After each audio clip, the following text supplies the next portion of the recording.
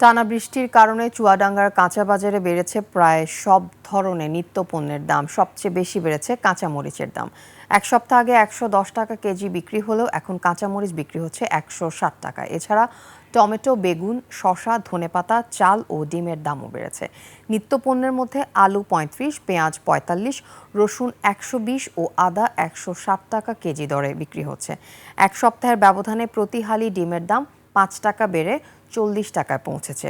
চালের বাজারেও দাম ঊর্ধ্বমুখী। অন্যদিকে মাছের বাজারে কিছুটা স্বস্তি রয়েছে, তবে সপ্তাহের ব্যবধানে ব্রয়লার মুরগির দাম ১০ টাকা কমে ১৯০ টাকায় নেমেছে।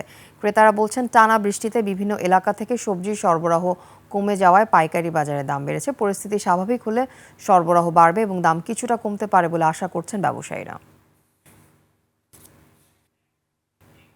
দর্শক, বাজার পরিস্থিতির আরও খবর জানাচ্ছেন চুয়াডাঙ্গা প্রতিনিধি আতিয়ার রহমান। আতিয়ার, আশা করি শুনতে পাচ্ছেন। আতিয়ার, আজকের বাজার পরিস্থিতি ও ক্রেতা বিক্রেতাদের প্রতিক্রিয়া কি আমাদেরকে জানাবেন? ধন্যবাদ আপনাকে। আমি এখন দাঁড়িয়ে আছি চুয়াডাঙ্গা পৌর বড় বাজারে এর কাঁচা বাজারে।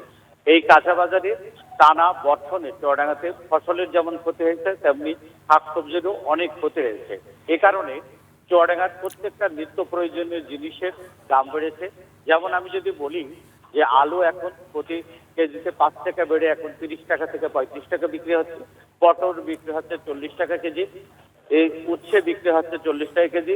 সবচেয়ে বেশি বেড়েছে হচ্ছে যে কাঁচা ঝালের। সেই কাঁচা ঝাল আজকে বাজারে বিক্রি হচ্ছে ১৬০ টাকা করে কেজি। এদিকে যারা যে ক্রেতা আছে তারা বলছে যে এই দ্রব্যমূল্যের এর দাম দিন দিন বেড়ে যাওয়াতে আমরা যারা দিন আনি দিন খাই তাদের পক্ষে খুব জীবনযাপন কষ্টকর হয়েছে। আর বিক্রেতারাও বলছে যে আমরা যেমন দামে পাচ্ছি তেমন দামেই বিক্রি করছি, যেমন কিনছি তেমনই বিক্রি করছি। এই এই এই এদিকে মাংসের বাজারে যে এসে আমি দেখি যে গরুর মাংস ৭৫০ থেকে ৮৫০ টাকা কেজি দরে বিক্রি হচ্ছে। পাশাপাশি ছাগলের মাংস বিক্রি হচ্ছে এই ১১৫০ টাকা থেকে ১২০০ টাকা পর্যন্ত কেজি বিক্রি হচ্ছে। এই ছিল এই চুয়াডাঙ্গা। এখন বলা যায় যে চুয়াডাঙ্গায় এই কাঁচা বাজারের দাম হচ্ছে ঊর্ধ্বগতি। এই ছিল চুয়াডাঙ্গা থেকে এই কাঁচা বাজার। আতিয়ার, ধন্যবাদ আপনাকে। দর্শক, আতিয়ার রহমান আমাদেরকে জানাচ্ছিলেন চুয়াডাঙ্গা থেকে সেখানকার বাজার পরিস্থিতি।